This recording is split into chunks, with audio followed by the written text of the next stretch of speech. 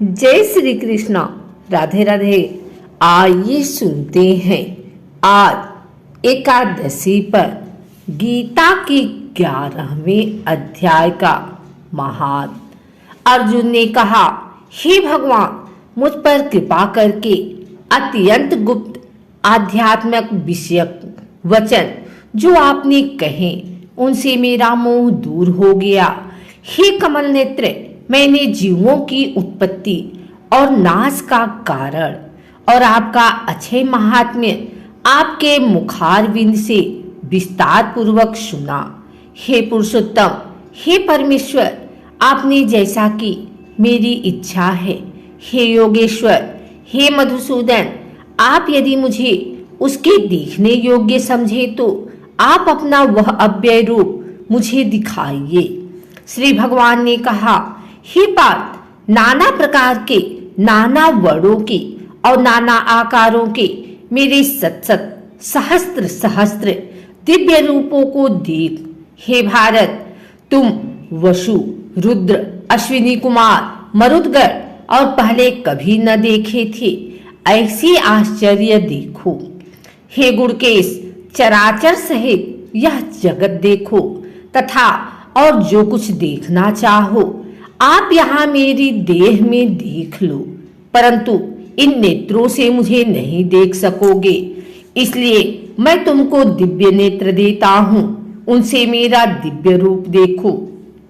संजय ने कहा धृतराष्ट्र से, हे राजन, इस प्रकार के कृष्णचंद्र जी ने अर्जुन से कहा और उसको दिव्य दृष्टि देकर अपना अलौकिक रूप दिखलाया।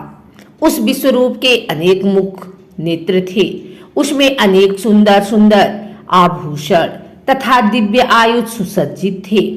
देह पर दिव्य पुरुष दिव्य वस्त्र थे, दिव्य गंध शरीर पर लगे थे। उस समस्त आश्चर्य में अनंत देव के शब्द और मुख दिखाई देते थे। आकाश में यदि हजारों सूर्य के प्रभा एक साथ हो तो उस महात्मा की प्रभा एक साथ हो तो उस महात्मा की प्रभा की समता न कर सकेगी। उस समय अर्जुन ने देवाधिदेव के शरीर में अनेक प्रकार के विमल इस समस्त जगत को एकत्रित देखा। तब अर्जुन आश्चर्य से चकित हो गया, उसका शरीर रोमांचित हो गया। उसने शीश नवा हाथ जोड़कर कहा, हे देव, तुम्हारे देह में सब देव, भिन्न भिन्न प्राणियों के समुदाय, कमलासन पर बैठे हुए देवताओं में ईसा, ब्रह्मा, संपूर्ण ऋषि और दिव्य सर्पों को मैं देखता हूँ। हे विशेश्वर, तुम्हारे अनेक भुजा, अनेक उदर, अनेक मुख, अनेक नेत्र हैं। तुम्हारा रूप अनंत है, तुम्हारे अंत तथा आदि को नहीं देखता, किंतु समस्त विश्व भर में तुम्हारा रूप देखता हूँ। तुमको किरीट युक्त गद चक्र धरे, चारों ओर से देदीप्यमान तेजु राशि, सर्वत्र चमकते हुए अग्नि तथा सूर्य के भांति प्रकाशवान, दुर्निरीक्ष और अपरंपार देख रहा हूँ।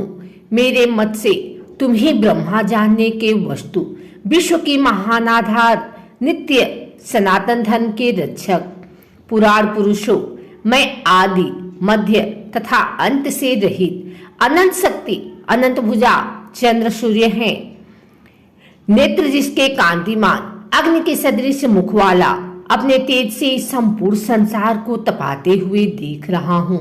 हे महात्मन, पृथ्वी और आकाश के मध्य का वह अंत और समर्पण दिशाएं आपसे ही व्याप्त हो रही हैं। आपका यह अद्भुत और उग्र रूप देख तीनों लोग व्यथित हो रहे हैं। यह देख देवताओं में समूह तुम्हारी शरण आ रहे हैं। उनमें कितने ही भयभीत होकर हाथ जोड़कर तुम्हारी प्रार्थना करते हैं।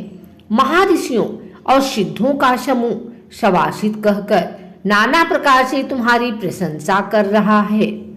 रुद्र, आदित्य, वसु, साध्य, विश्वदेव, अश्विनी, मरुत, पिता, गांधव, यक्ष, असुर, सिद्ध इनके संध विस्मित होकर आपकी ओर टकटकी लगाकर देख रहे हैं।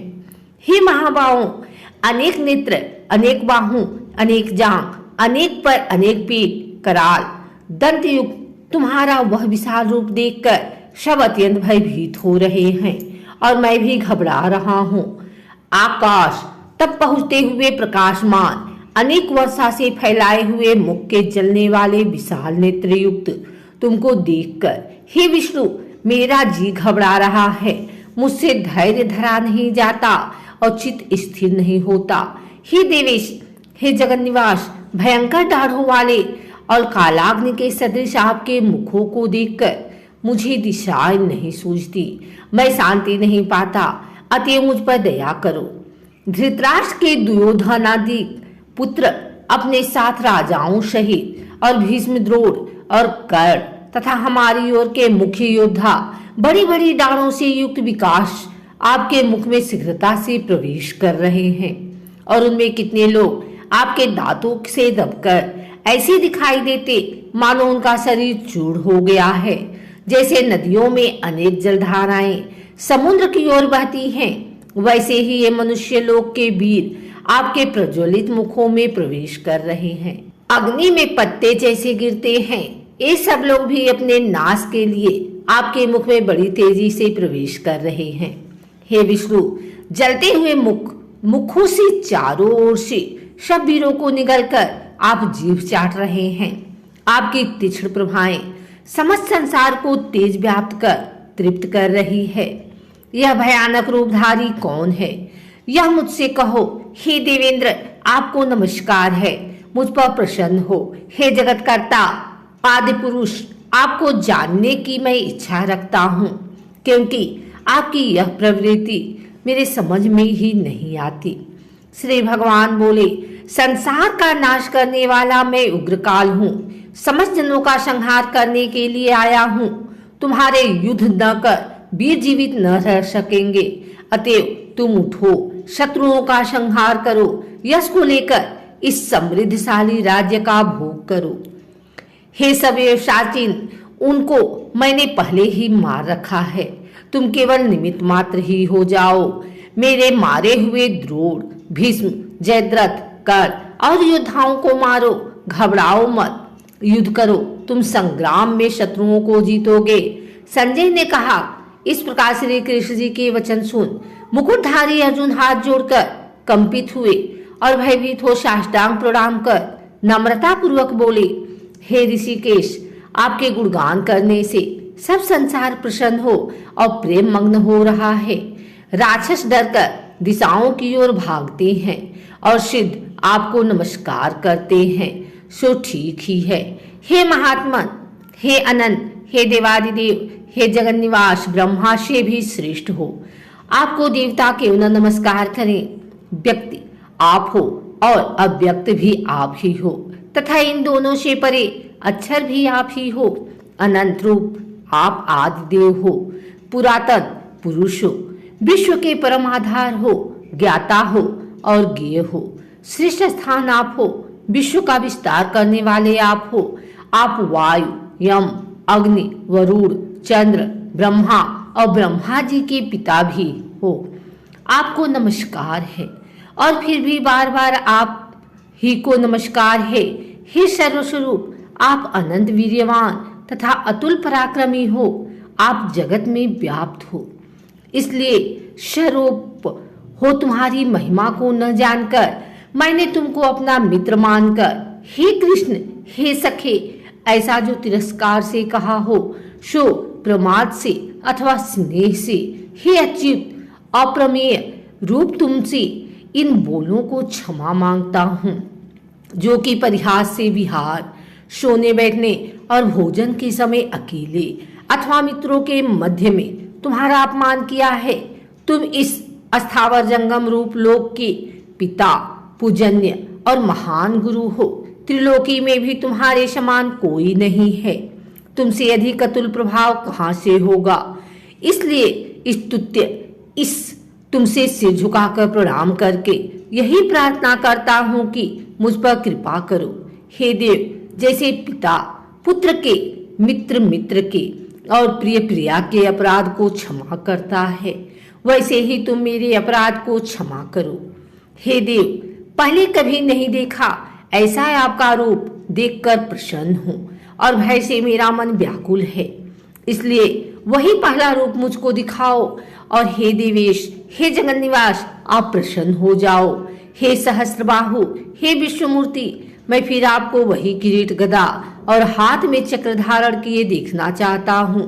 श्री कृष्ण भगवान ने कहा, हे अर्जुन, मन प्रसन्न होकर यह तेजोमय, अनंत, आद और विश्वरूप अपने योग के प्रभाव से तुमको दिखलाया है, जिसको तुम्हारे अतिरिक्त इससे पहले किसी ने नहीं देखा था।